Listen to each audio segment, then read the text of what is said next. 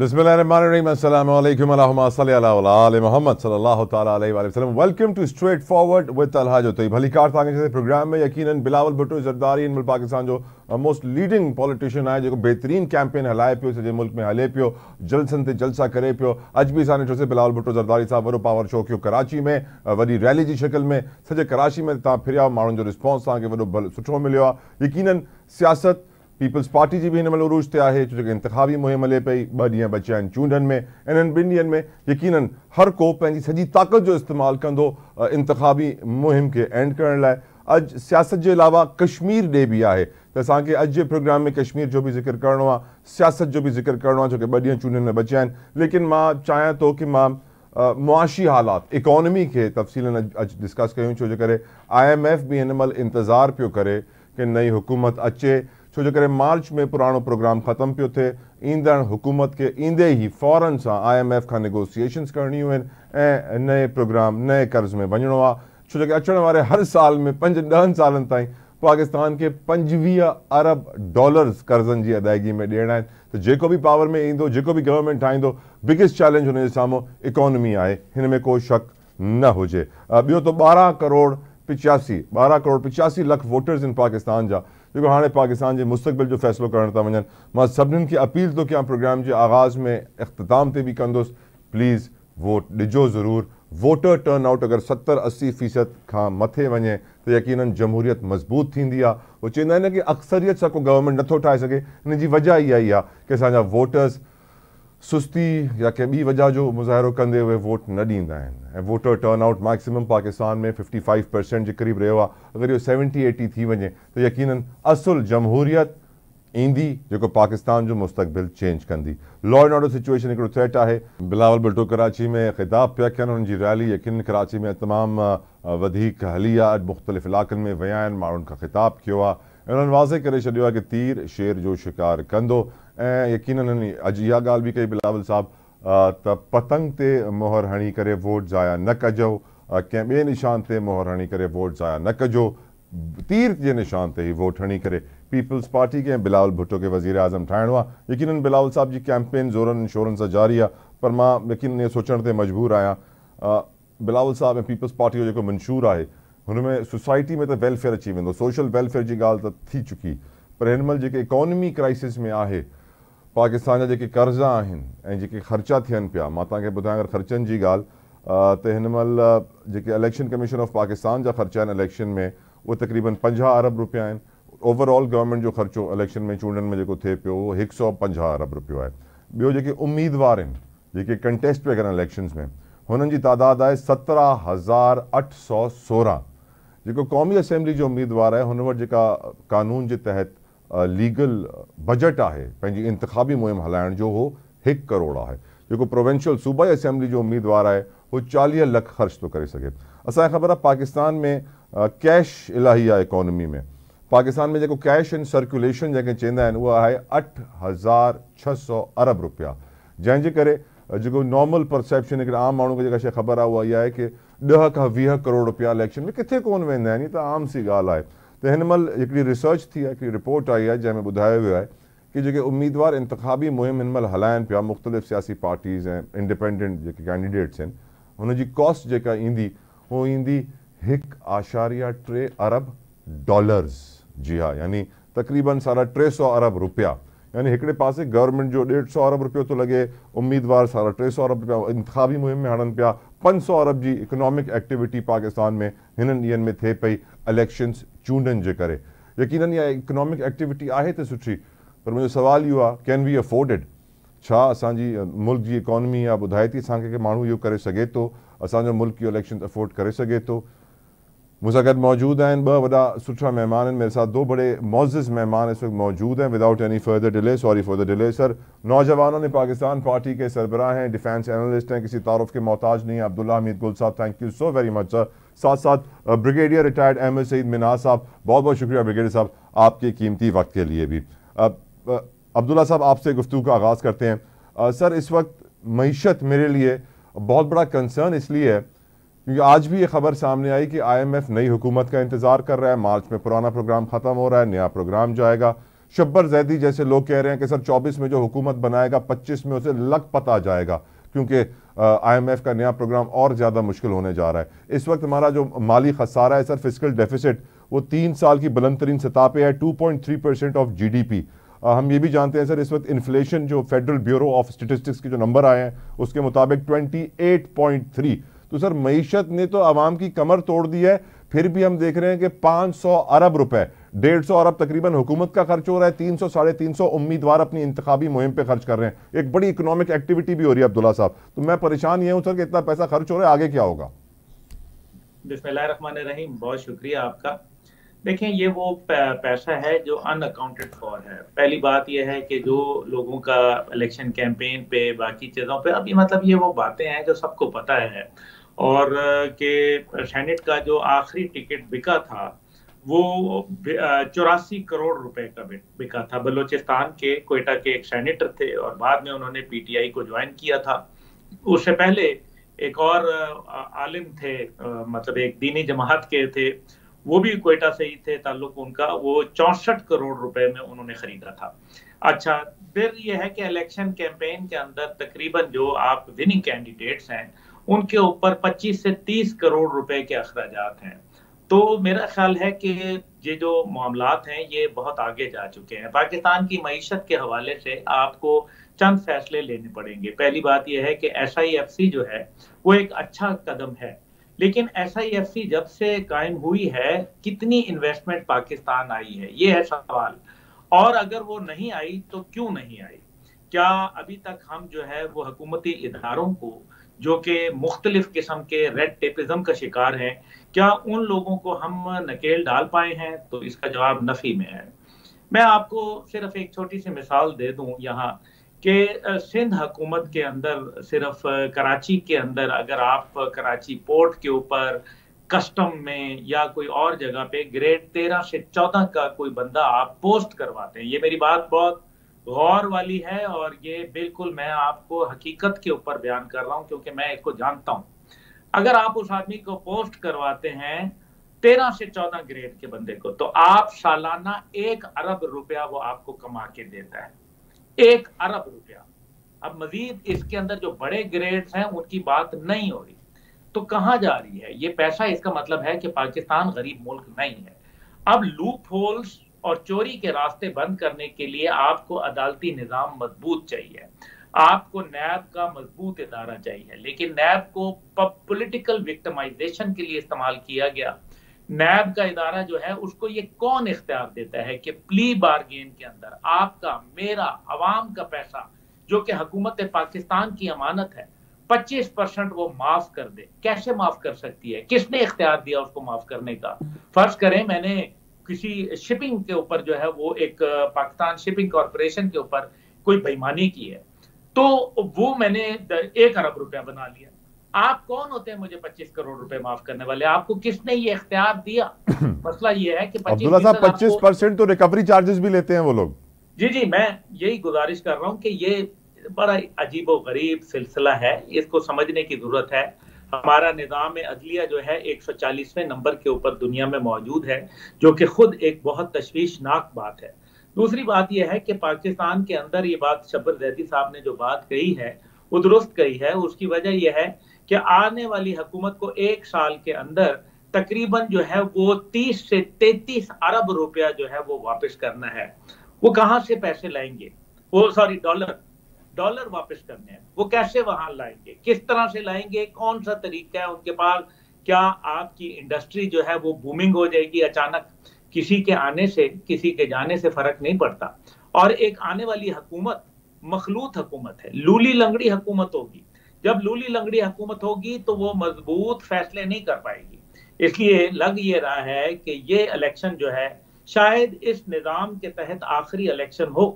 उसकी वजह यह है कि इस निज़ाम से लोगों का एतबार उठ गया।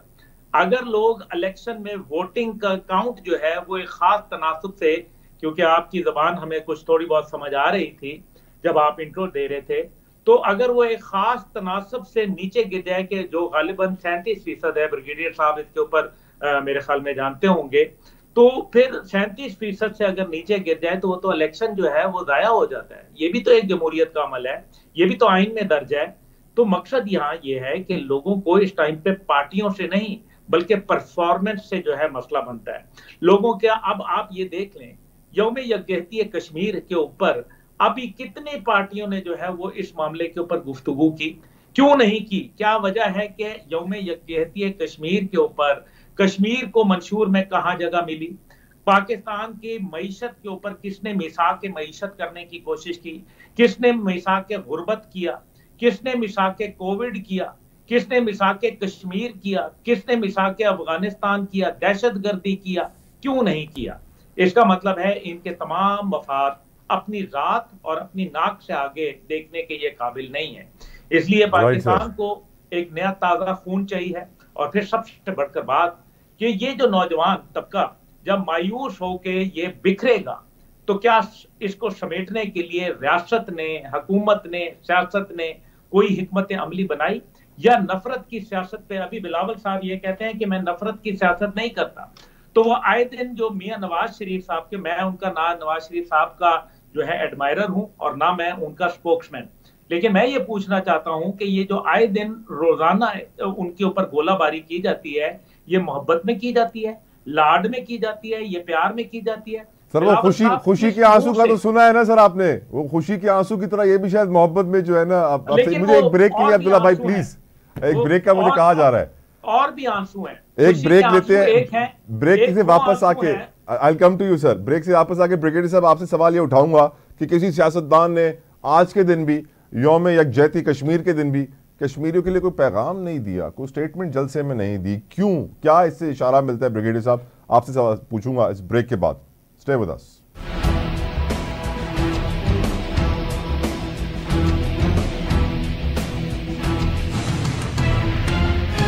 Welcome back. ब्रेक पे जाने से पहले अब्दुल्ला हमीद गुल साहब ने एक बहुत वैलिड पॉइंट उठाया कि आज यौम यकजहती कश्मीर का दिन है, 5 फरवरी, और किसी भी सियासतदान ने अपनी पॉलिटिकल कैंपेन में कश्मीर का जिक्र नहीं किया, अपने मैनिफेस्टोज में कश्मीर का जिक्र नहीं किया। ब्रिगेडियर रिटायर्ड अहमद सईद मिन्हाज साहब, आपकी नज़र में क्या वजह है? क्यों हमारे पॉलिटिशियंस इतने बड़े इशू को इतने इंपॉर्टेंट दिन पे इग्नोर कर रहे हैं? सर ब्रिगेडियर साहब हमारे साथ हैं? लाइन ड्रॉप हो गई, दोबारा उन्हें कनेक्ट कर लेते हैं। अब अब्दुल्ला हमीद गुल साहब, एक और बहुत इंपॉर्टेंट क्वेश्चन है सर। गुज़िश्ता रोज़ भी हमने DI खान में, दराबन में रात 3 बजे चेक पोस्ट पर हमला होते हुए देखा, 10 हमारे जवान शहीद हुए, 6 जख्मी हुए। ये जो law and order situation particularly sir Balochistan और खैबर पख्तूनख्वा में कितनी अलार्मिंग है इस वक्त आपके लिए सर? है, इसमें कोई शक शुबा नहीं है। दराबन का इलाका, क्योंकि मैं खुद वहां जाता हूं, बलूचिस्तान में जाता हूं, फिर ये यहाँ से DI खान से दराबन जाते हैं, दराबन से जो है फिर योब जाते हैं और योब से फिर आगे क्वेटा की तरफ जाते हैं। मकसद ये है कि ये पहाड़ी इलाका है, बहुत जो है वो दुश्वार गुजार और छुपने की बहुत सारी जगहें हैं। यहाँ छोटे छोटे जो जिसको सनत्था कहते हैं अमूमन, या कीकर के दरख्तों का जो है एक जंगल है वसी, और फिर इसकी जो सरहद है वो आगे तक चली जाती है और फिर ये अफगानिस्तान से जा मिलता है। यानी कि अगर आप दराबन या इस इलाके के अंदर कोई भी वारदात करते हैं तो नतीजा ये निकलता है कि तकरीबन 1.5 से 2 घंटे में आप अफगानिस्तान पार कर जाते हैं। ये है एक बहुत बड़ा इशू। और इससे पहले आपको याद है कि जो पहले भी DI खान का वाकया हुआ था, जहां 23 जवान हमारे शहीद हो गए थे और गाड़ी को जो है वो उसमें बारूदी मवाद ला के जो है धमाका कर दिया गया था, तो वो भी तकरीबन मोर और लेस यही एरिया था। इससे पहले जो है वो इसी रास्ते के अंदर ये एक इलाका है बड़ा खतरनाक सा, और इस इलाके के अंदर फिर FC की चेक पोस्ट के ऊपर भी हमला हो चुका। जो उधर से जब हम आते हैं मुगल पोर्ट की जानिब से, तो वहाँ एक FC की चेक पोस्ट है, उसके ऊपर भी हमला हो चुका। यानी कि यहाँ मुतअद्दद जो है वो हमले होते हैं। और आज से कुछ अर्सा पहले, क्योंकि यहाँ सड़क की तामीर हो रही थी, और वो सड़क की तामीर, और क्योंकि आगे बहुत दुश्वार गुजार पहाड़ों के अंदर रास्ता है, जिसकी वजह से जो है यहाँ वारदातें बहुत ज्यादा होती हैं। अब तो लेकिन एफसी ने, पुलिस ने, लेवीज ने और दीगर जो सिक्योरिटी एजेंसीज हैं उन्होंने बहुत किरदार अदा किया, लेकिन अभी भी क्योंकि साथ ही साथ ये है कि इनको बाकायदा भारत की पुष्टपनाही हासिल है, इसी तरीके से अमरीकी साख्त का असला इनके पास मौजूद है, इनके पास वहाँ कोऑर्डिनेट्स हैं, जिसकी वजह से मेरा ख्याल है कि ये एक सिक्योरिटी सिचुएशन जो है ये मजीद जो है वो सरगर्म होती जा रही है। ब्रिगेडियर साहब आगे हमारे साथ। ब्रिगेडियर साहब can you hear me sir? जी बिल्कुल। ब्रिगेडियर साहब एक बड़ा वैलिड पॉइंट आज अब्दुल्ला साहब ने उठाया है, मैं चाहूंगा आप उसके ऊपर रोशनी डालिए। यौम यकजहती कश्मीर के दिन पर किसी भी सियासतदान ने कश्मीर का जिक्र नहीं किया, अपने मैनिफेस्टो में कश्मीर का विजन पेश नहीं किया, क्या वजह है ब्रिगेडियर साहब? जी दरअसल मैं इस सिलसिले में मैं ऑप्टिमिस्ट पोजीशन लूंगा कि कश्मीर जो है वो ऑटोमेटिकली इनबिल्ट है तमाम पॉलिटिकल पार्टीज के मैनिफेस्टो में। अगर आप उसे कहें किसी ने उसको नहीं बयान किया या नहीं उसको उजागर किया प्रोमिनेंटली, तो मैं नहीं समझता कि पॉलिटिकल पार्टी चाहे जिस मर्जी सूबे की या नेशनल पार्टी हो तो उसको कश्मीर से ताल्लुक नहीं, बिल्कुल भी ऐसा नहीं है। तो ये तो इनबिल्ट है। जब तक कश्मीर का मसला हल हमारा नहीं होगा, ये तमाम पाकिस्तानी चाहे वो जिस मर्जी पॉलिटिकल पार्टी से ताल्लुक रखते हैं या लीडरशिप, उनके दिलों में, उनके खून में, हम पूरी कौम के खून के अंदर कश्मीर का जो एक वो है दरीना मसला जो हमेशा रहेगा, सबसे ओल्डेस्ट एजेंडा आइटम है वो है। तो इसलिए मैं तो ऑप्टिमिस्ट हूँ इस सिलसिले में। ब्रिगेडियर साहब एक और करेक्टिंग क्वेश्चन इससे। अब मैं एक बात जानता हूं सर कि आप भी जानते हैं, बहुत सारे लोग अब जानते हैं, इंटरनेट का दौर है, वेपन्स इंडस्ट्री, असले की जो सनत है ये दुनिया की सबसे ताकतवर तरीन सनत है और ये नहीं चाहती कि दुनिया से जंगें खत्म हो। इसके मफाद में है कि कश्मीर की आग जलती रहे, फलस्तीन की आग जलती रहे, यूक्रेन रशिया लड़ते रहें, असलहा बिकता रहे, उनकी कंपनियां बढ़ती रहें। तो ब्रिगेडियर साहब आपको लगता है कि ये बड़ी बड़ी कंपनियां जिनके मफाद में है कि दुनिया में आग लगी रहे, वो कश्मीर का मुद्दा कभी हल होने देंगे, कश्मीर का मसला कभी हल होने देंगे, या फिर ये सिलसिला ऐसे चलता रहेगा? जी एक अप्रोच जरूर है, जैसे आपने कहा कि जो वेस्टर्न कंट्रीज हैं उनकी मोस्टली उनकी जो वेपन इंडस्ट्री है वो जो दूसरे डेवलपिंग स्टेट्स हैं वहां पर इस तरह के मसाइल का हल नहीं चाहती ताकि उनके वेपन्स बिकते रहें। तो इस सिलसिले के अंदर मैं समझता हूँ कि जहाँ पे एक नैरेटिव जरूर है कि शायद वेपन्स जो है उसको राइट रखा जाता है। राइट सर, लेकिन मेरी आवाज आ रही है? जी सर, आ गई वापस आ गई जी। तो उसमें ये जरूर है, लेकिन एट द सेम टाइम अब दोनों इंडिया और पाकिस्तान जो न्यूक्लियर वेपन स्टेट्स हैं, यहाँ पर लड़ाई जो है वो अब किसी सूरत में ना सिर्फ जनूबी एशिया के खित्ते के लिए मुनासिब नहीं रहेगी तबाही के एतबार से, बल्कि पूरी दुनिया की तरफ ये जा सकती है, क्योंकि ग्रेट पावर्स की जो गेम है उसमें बड़ी क्लियर पोजीशंस ली हुई है अमेरिकन इंडियंस ने, चाइना और रशिया को सामने रखते हुए।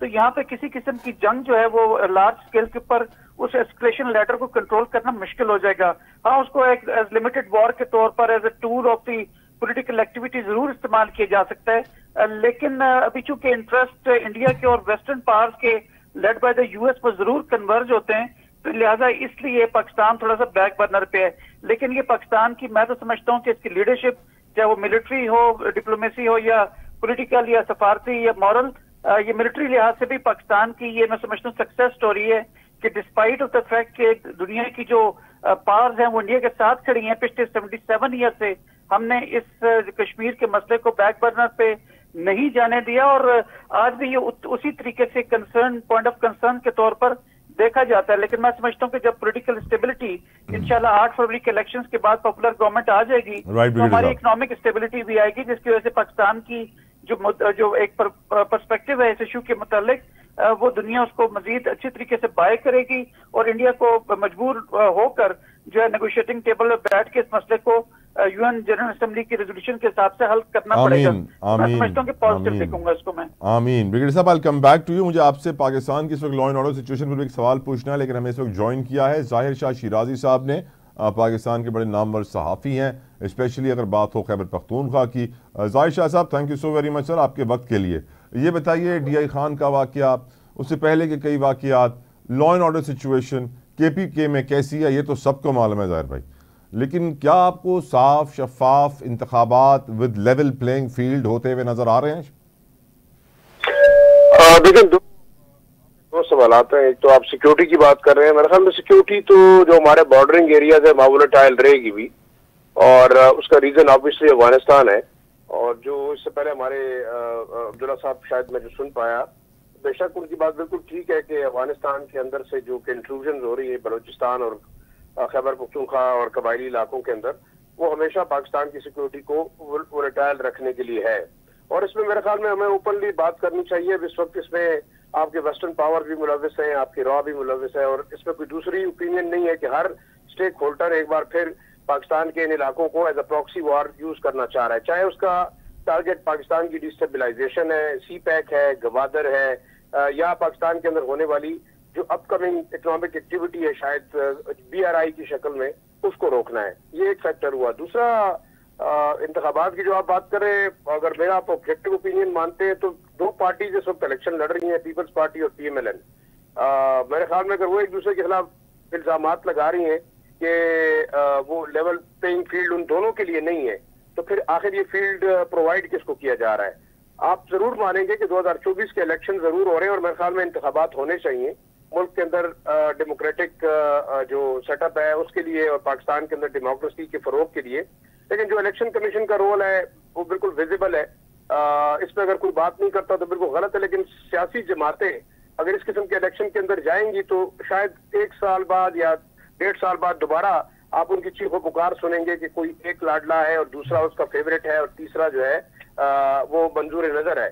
ये एक फैक्टर जरूर निकलेगा। अब देखना ये होगा कि इलेक्शन का रिजल्ट क्या आता है। ऑब्वियसली हम ये देखना चाह रहे हैं कि पाकिस्तान के अंदर एक डेमोक्रेटिक प्रोसेस चलना चाहिए, लेकिन मैं नहीं समझता कि लेवल प्लेइंग फील्ड इस वक्त तमाम जितने लोग हैं उनको किसी भी तरीके से प्रोवाइड किया गया है या प्रोवाइड किया जा सकता है। पाकिस्तान के किसी इंतखाबात के अंदर मेरी जाती राय ये है कि कभी भी लेवल प्लेइंग फील्ड किसी को नहीं मिला और हमेशा से कुछ लोग जो है वो एस्टेब्लिशमेंट के, कुछ लोग जो है वो किसी के जरूर मंजूर नजर होते हैं। और शायद ये एक रीजन है पाकिस्तान में इस किस्म की एक डेमोक्रेसी की जो कि कभी भी जिससे कोई सियासी जमात खुद भी खुश नजर नहीं आती। अब्दुल्ला साहब, अब एक इंटेलेक्चुअल जो कहते हैं कि 2008 के बाद आज अब 2 दिन के बाद पाकिस्तान चौथी बार वोट डालने जा रहे हैं। पाकिस्तान के लिए खुशनसीबी है क्योंकि मुशर्रफ दौर की 1 दिहाई के बाद अब उस वक्त से लेके 2008 से लेके अब तक हम चौथी बार वोट देने जा रहे हैं। लेकिन अब्दुल्ला हमीद गुल साहब, मुझे जमहूरियत मजबूत होती भी नजर नहीं आई, मुझे 2/3 अक्सरियत किसी को मिलती हुई नजर नहीं आई, मुझे किसी वजीर आजम का वक्त पूरा होता हुआ नजर नहीं आया। तो क्या मैं इसको खुशनसीबी समझूं या बदकिस्मती कि 2008 से हम चौथी बार वोट डालने जा रहे हैं? खुशनसीबी तो इसको किसी सूरत नहीं कहा जा सकता।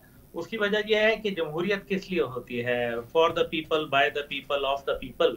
लेकिन हकीकत यह है कि ये जमहूरियत, फिर मैं इसको फ्रेज करता था कि for the elite, by the elite, of the elite. अब मैं इसको कहता हूँ for the thieves, by the thieves, of the thieves. ये सीधी सी बात है, किसी को बुरी लगे या भली। दूसरी बात यह है कि लेवल प्लेइंग फील्ड का इसलिए एक नया जो इस्तेलाह इस्तेमाल हो रही है उसकी वजह है। किसके ऊपर इल्जाम लगाएं? पीडीएम में तो 16 महीने जो मुंह काला हुआ है और जो पाकिस्तानी कौम के ऊपर जो है अजाब इलाही की शक्ल के अंदर बरसे हैं, वो मतलब वो किसी को बताने की जरूरत तो है नहीं। पाकिस्तान का 57% रुपया डिवैल्यू हो गया, इसके बाद भी कोई बात रहती है? इससे पहले भी जो चांद चढ़े, जो पिछली हुकूमतों में चढ़े, वो भी हमें मालूम है। इसलिए देखना यह है कि कंपैरिजन स्टडीज अगर की जाए तो फिर ये पता चलता है कि आप जो है वो पहले तो ये होता था कि आप मादी की हुकूमत पे सारा मुद्दा डाल देते थे। अब तो आप जो 2 पार्टियां, अभी जैसे कहा गया कि 2 पार्टियां लड़ रही हैं, पीपल्स पार्टी और मुस्लिम लीग, और दोनों एक दूसरे के ऊपर इल्जाम तराशी कर रही हैं। और ये वो दोनों हैं जो इत्तेहादी थे और एक दूसरे के साथ शीरो शक्कर थे और जो है वो यकजान 2 कालिद बने हुए थे। लेकिन अब जो है इनके पास कोई और बहाना नहीं है, क्या इलेक्शन का बयानिया दें। ये जो वोट की बात, जो पहले सेगमेंट पे बात हो रही थी लेकिन फिर वो ब्रिगेड मिन्हाज साहब के पास आप चले गए, मैं ये बात करना चाह रहा था कि आप जो है जो आंसू तो लोगों के जो गिर रहे हैं वो आंसू आप बारिश की शक्ल के अंदर कराची में जो बरसे हैं और जिस तरीके से वोट लोगों ने जो देने जाना है, तो मेरी यही दरखास्त होगी वो लोग जो हुक्मरानी करते रहे 15 साल लगातार सिंध के ऊपर, तो वो कश्तियां प्रोवाइड करते हैं, लोगों को आसानी हो जाएगी। या मोबाइल बोट के ऊपर कोई जो है वो वोटिंग का सिस्टम हो जाए ताकि लोग कश्तियों में आराम से अपनी अपनी जगह के ऊपर जो है वो कर सके। ये कराची का हाल है। जो पाकिस्तान के अंदर 65% जो है वो प्रोड्यूस करता है, इकोनॉमी को जनरेट करता है, ये उसका हाल कर दिया है। बाकी का तो अलामान ही है। मतलब आप देखें ना, तो फिर बयानिया क्या होगा, एक दूसरे के ऊपर इल्जाम तराशी। और आप देख लेंगे फ्रेंडली ऑपोजिशन का किरदार होगा, जो भी मरकज में हुकूमत बनाएगा, दूसरे वाले जो है वो फ्रेंडली ऑपोजिशन हो जाएंगे, अंकल हो जाएंगे, फिर मफाहमियत का बादशाह हो जाएगा। सर दुआ करें ऑपोजिशन हो। हाँ, ये भी एक ये है, लेकिन वो क्योंकि बलूचिस्तान में मिलजुल के आपको पता है हलवा खाना है, फिर इसी तरीके से सिंध में आराम से एक आदमी को जगह दे देनी है, और सेंटर के अंदर जो है कुछ ले कुछ दे की बुनियाद पर, you scratch my back I will scratch yours की बुनियाद के ऊपर we are fed up with this system. असल बात यह है कि ये सिस्टम रिडंडेंट हो गया है। इस सिस्टम के अंदर जो भी आएगा वो बर्बाद हो जाएगा। ये दरकान नमक, नमक शुद्ध, जो भी नमक की कान के अंदर घुसेगा वो नमक ही बन जाएगा। वो चाहे लोहे का टुकड़ा आप रख दें, कुछ अरसे के बाद वो भी नमक बन जाएगा। तो मकसद ये है कि ये जो निज़ाम हुकूमत है और ये जो निज़ाम सियासत है, इसके अंदर कोई गरीब आदमी, क्या आप जैसा पढ़ा लिखा आदमी टीवी के ऊपर एंकर तो कर सकता है, लेकिन क्या वोट के हवाले से उसके पास है 30-40 करोड़ रुपया लगाने के लिए? कौन है जो लगाएगा? जो 30-40 करोड़ लगाते हैं ना, वो 80-90 कमाते हैं ताकि अगले हिसाब पूरे करें। और यही वजह है कि चाहे वो कराची की तरक्की हो, चाहे वो लाहौर शहर का हाल हो, जहां 2026 में पानी खत्म हो जाएगा और लोगों को टैंकर के ऊपर, पंजाब जैसे इलाके मंद में जिसका नाम पंज आब है, वहां पानी के टैंकर चलेंगे। अभी ये हालिया चीफ जस्टिस साहब ने इस बात को रिवील किया, जहां सैलाब आ जाते हैं, जहां घुटनों घुटनों पानी खड़ा हो जाता है, ये वो लाहौर शहर का आलम है। जो बाकी हाफिजाबाद है, पत्तों की है, दीगर शहर है, साहिवाल है, मुल्तान है, खानेवाल है, उनको तो आप पूछे ही ना। ये आज तक रावलपिंडी में नाला लई का जो हाल है, मैं आपको क्या बोलूं, पूरे रावलपिंडी में 2 सड़कें हैं, एक मरी रोड है, एक पेशावर रोड है, बाकी रावलपिंडी रोल गया है। रावलपिंडी के अंदर इस टाइम पे लोगों को गैस की प्रॉब्लम है। गर्मियां आती हैं तो कहते हैं बिजली ना चलाओ, पंखे ना चलाओ, सर्दियां आती हैं तो कहते हैं कि गैस ना चलाओ। तो क्या करें? वो तरीका कार बता दें, मनोसलवा का कोई रास्ता बता दें तो लोग ताली बजाएं और मनोसलवा आ जाए करें। अब एक सवाल मैंने आपसे ये पूछना है आगे चल के कि आपकी पार्टी का निशान क्या है? अगर लोग आपको सुनते हैं, आपसे मुतासर होते हैं, उनको मालूम होना चाहिए कि नौजवान पाकिस्तान पार्टी कहाँ कहाँ से लड़ रही है, क्या उसका निशान है। लेकिन before that, brigadier Ahmed Saeed साहब, पहले लोग सवाल पूछते थे कि क्या 8 तारीख को इलेक्शन हो जाएंगे। अब लोग वो सवाल पूछना उन्होंने छोड़ दिया, अब उनको मालूम है 2 दिन बचे हैं। अब एक कंसर्न जो एक आम शहरी में, एटलीस्ट कराची में मुझे फील हो रहा है, आई एम श्योर आप इस्लामाबाद में आपको भी ज़्यादा पता होगा सर, लोग लॉ एंड ऑर्डर सिचुएशन पर काफ़ी परेशान हैं कि खुदा ना खास्ता ऐसा ना हो, अल्लाह ना करे, अल्लाह ना करे, अल्लाह ना करे, इलेक्शन डे के ऊपर कुछ हो जाए, इलेक्शन डे से 1 दिन पहले कुछ हो जाए, वोटर टर्नआउट कम रखने के लिए लोगों को डरा दिया जाए। आप सर इसके ऊपर क्या कहेंगे, और स्पेशली जो हमारे बलूचिस्तान और KPK में लॉ एंड ऑर्डर सिचुएशन है सर? देखें, जहां तक 8 फरवरी के इलेक्शंस का ताल्लुक है, एक नैरेटिव बिल्ड जरूर किया जा रहा है कि या तो 8 फरवरी को या 7 फरवरी को कुछ इस किस्म के हालात क्रिएट कर दिए जाएंगे कि जिसमें खुदा न खास्ता इलेक्शंस को डिले करना या टर्न आउट लोगों का कम करना जो मकसद होगा। तो इस वक्त जो लोग फुली चार्ज हैं अपने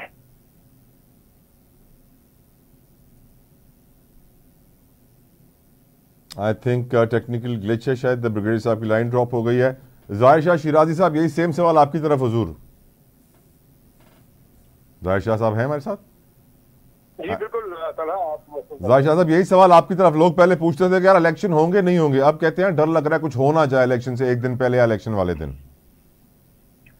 लेकिन मेरे ख्याल में पाकिस्तान के अंदर अब सिक्योरिटी फोर्सेस इतने रिस्पॉन्सिव जरूर है कि कोई बड़ी चीज तो हम इंशाल्लाह एक्सपेक्ट नहीं कर सकते। आमीन। आपके यहाँ स्पोरेडिक अटैक जरूर होंगे। ये तमाम ओवरऑल जितनी सिचुएशन है वो खौफ हमेशा रहता है, ये पहली दफा नहीं है। आपके जो बलूचिस्तान का एरिया है, कबायली इलाके हैं, और आप बड़े शहरों को भी रूल आउट नहीं कर सकते। अगर इस किस्म के वाकयात कोई छोटे मोटे अगर हो सकते ठीक है, लेकिन मैं नहीं समझता कि कोई इतनी बड़ी कोई डेवलपमेंट हो सकती है जिससे इंतखाबात जो है वो पोस्टपोन होंगे, और अब शायद हम इसको अफोर्ड भी नहीं कर सकते। हालांकि मैं नहीं समझता कि इस किस्म की डेमोक्रेसी जो कि अशराफिया की डेमोक्रेसी है, जिसमें सोसाइटल एलीट जो है यहाँ पे रूल करते हैं, बिजनेसमैन और इन्वेस्टर इन्वेस्ट करते हैं, जैसे कि इससे पहले अब्दुल्ला साहब ने भी कहा। मेरे ख्याल में पाकिस्तान के अंदर जो डेमोक्रेसी है वो अशराफिया की डेमोक्रेसी, और 30% ऐसे लोग जो कि इन्वेस्ट करते हैं इस इंडस्ट्री के अंदर और उससे बाद में कमाते हैं। मेरे ख्याल में ये तमाम चीजें और ओवरऑल अगर पाकिस्तान के लोगों की सूरत हाल देखी जाए तो मेरे ख्याल में एक बहुत मुश्किल सूरत हाल के अंदर इस वक्त पाकिस्तानियों की हालत है। हमें तो रोटी और कपड़ा मकान के पीछे लगाया गया है, और जैसे बार बार हम बात करें क्लाइमेट चेंज, डिजास्टर और वाटर वॉर जो है वो पाकिस्तान के फ्यूचर के चैलेंजेस हैं। लेकिन आप देखें आपकी जो दो पॉलिटिकल पार्टीज हैं या तीसरी पॉलिटिकल पार्टी जो भी थी, उनका इतना विजन नहीं रहा कि पाकिस्तान को आइंदा होने वाले जो क्लाइमेट चेंज के खतरात है उससे कैसे निपटा जाएगा। इस वक्त पाकिस्तान आपके ये मामला अपनी जगह पे, आपके वेस्टर्न बॉर्डर के ऊपर एक और आबी जंग जो है वो हिंदुस्तान और अफगानिस्तान शुरू कर रहा है, और हम आज भी उसी इल्यूजन में कि जनाब हम कश्मीर के ऊपर खड़े हैं, हम कश्मीर की बात करते हैं। कश्मीर पे अगर हम सिर्फ किताबों की हद तक और अखबारों की हद तक और स्टेटमेंट की हद तक बात करें कि मेरे ख्याल में कश्मीरियों को के लिए हम कुछ कर नहीं सके, और मेरे ख्याल में इस इल्यूजन से भी हमें बाहर निकलना होगा कि पाकिस्तान की जो पॉलिटिकल पार्टीज हैं उनके दिल में दर्द है। आज आप देख लें, बिल्कुल अगर किसी ने बात नहीं, मैं बिल्कुल ऑप्टिमिस्ट बिल्कुल नहीं हूँ, क्योंकि अगर हम बार बार कश्मीर की भी बात करते हैं, बार बार जो है वो लोगों के हुकूक की बात भी करते हैं, हमारी पार्टीज के पास तो सिर्फ इलेक्शन जीतने के अलावा कोई बयानिया नहीं है। आप तो जद्दी पुश्ती इनको बर्दाश्त करते रहेंगे जब तक हमारे और हमारे आइंदा नस्लें हैं वो इन्हीं चंद लोगों को, इन खानदानों को बर्दाश्त करेंगे जो हमारे ऊपर हुकूमत करेंगे।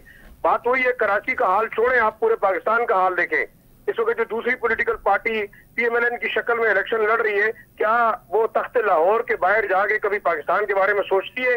क्या आपने देखा कि बलूचिस्तान की हालत क्या है, क्यों लोग बाहर निकलते हैं? क्या आपने देखा कि पख्तूनख्वा के अंदर क्या हो रहा है, क्यों हम लोग डिप्राइव्ड हैं? आप देखिए बड़ी अजीब सी सूरत हाल है कि पख्तूनख्वा एक ऐसा इलाका है कि एनर्जी यहाँ से जाती है, रॉ मटेरियल यहाँ से जाता है, पठान मजदूर यहाँ से जाके जो है पूरे कराची और लाहौर के अंदर मजदूरी करता है, लेकिन आपने आज तक कभी इस रीजन के अंदर इंडस्ट्री लगाने की कोशिश नहीं की, क्योंकि आपके जो शाह साहब मैं कथा कलामी की माजरत चाहूंगा।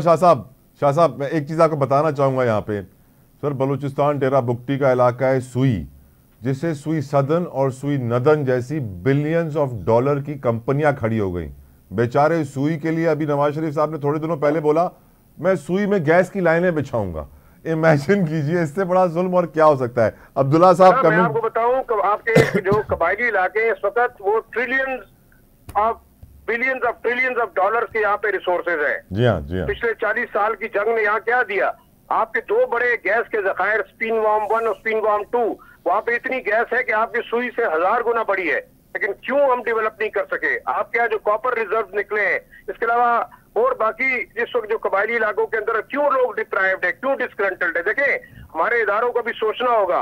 आप इस्लामाबाद, लाहौर, कराची के अंदर बैठ के प्लानिंग्स तो जरूर कर रहे हैं, आपको आना होगा कि आप इन गरीब इलाकों और इन पसमानदा इलाकों के लोगों की जो दौलत लूट के लेके जा रहे हैं, क्या आया उनके बच्चों के ऊपर वो लग रही है? कभी भी नहीं लग रही। Well said. मैं आपके ओपिनियन से काफी हद तक अग्री करता हूं ज़ाहिर शाह साहब। मैं समझता हूं आपने समंदर को कूजे में समो दिया है। अब्दुल्ला हमीद गुल साहब, आखिर में जाते जाते लास्ट जल्दी से बता दीजिए आपकी पार्टी का निशान। बहुत सारे लोग आपको सुनते हैं, आपको पसंद भी करते हैं, लेकिन इंतखाबी निशान उनको नहीं पता होता। जल्दी से बता दीजिए सर। गुल है तो फिर जाहिर है हमारा फूल का निशान है सूरजमुखी का, और तहरीक जवानान पाकिस्तान अल्हम्दुलिल्लाह। सर इलेक्शन कमीशन को भरोसा नहीं है, एक को सूरजमुखी दिया होगा, एक को गुलाब दिया होगा, लोग कंफ्यूज भी हो सकते हैं। देखिए, भरोसा कर नहीं सकते गुलामों की बसीरत पर कि दुनिया में फकत मर्दाने हुर की आंख है पीना, तो अल्लाह ताला बेहतरी फरमाए। बाकी यह है कि अल्लाह अपना करम करेगा। आई एम ऑप्टिमिस्टिक जरूर हूँ, लेकिन हमें फूल्स पैराडाइज में रहने का कोई हक नहीं है। मेरे ख्याल में सबसे बड़ी मैं अभी आखिरी बात यही कह के कि इलेक्शन के बाद एक मेला मवेशियां लगेगा, उस मवेशी मंडी के अंदर मवेशी नहीं होंगे, वो सियासतदान होंगे जो आजाद उम्मीदवार होंगे। देखते हैं उनका क्या रेट लगता है। बहुत बहुत शुक्रिया अब्दुल्ला हमीद गुल साहब, ज़ाहिर शाह शिराजी साहब, ब्रिगेडियर रिटायर्ड अहमद सईद मिनाज साहब। ऐं आख़िर में जेका ॻाल्हि हाणे अब्दुल्ला हमीद गुल साहब तव्हांखे ॿुधाई छॾी आहे कि इलेक्शन खां पोइ हिकिड़ी वॾी मंडी लॻण वारी आहे आज़ाद उम्मीदवारनि जी। अल्लाह रहम करे पाकिस्तान जे मुस्तक़बिल ते। मूंखे इजाज़त ॾियो। अंटिल नेक्स्ट टाइम, अल्लाह हाफ़िज़।